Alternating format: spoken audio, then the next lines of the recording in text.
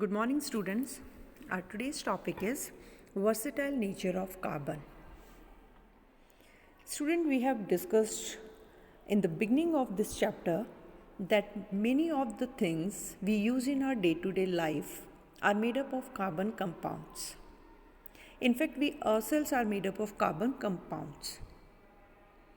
The number of carbon compounds known today is approximately more than 3 million. So here we must understand that why carbon forms so many compounds. The four main reasons for this we will discuss today. For this, the first property of the carbon is catenation. Student, the main reason as to why carbon forms a large number of organic compounds is that carbon can combine with other carbon atoms to form straight chain or branched chain or the many different kind of rings, etc. As you can see in this picture.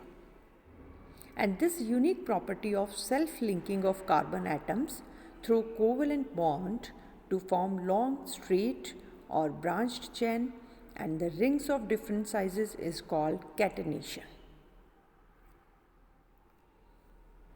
The property of catenation is probably due to small size of the carbon atom and the unique electronic configuration and the great strength of carbon-carbon bond. Now the next property is tetravalency of carbon. Student, carbon has a valency of 4. Therefore, it is capable of bonding 4 other atoms of carbon or atom of some other monovalent elements. Further, due to small size, the nucleus of carbon atom can hold its shared pair of electrons strongly. As a result, the bond that carbon forms with most of other elements such as hydrogen, oxygen, nitrogen, sulfur, chlorine, etc. are very strong, thereby making these compounds exceptionally stable. This further increases the number of carbon compounds. Now the next is tendency to form multiple bonds.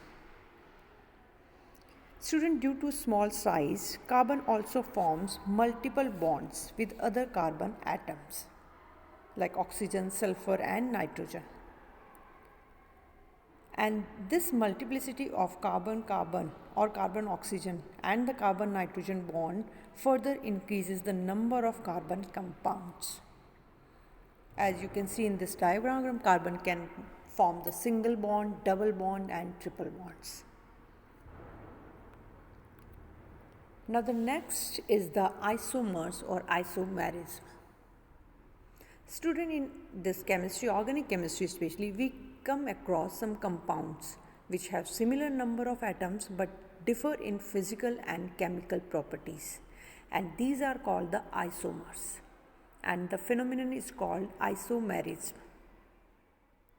Actually, isomers have same molecular formula but differ in arrangement of atoms within a molecules. Now for example, these all are the structures of pentane. So we know the molecular formula of the pentane is C6H.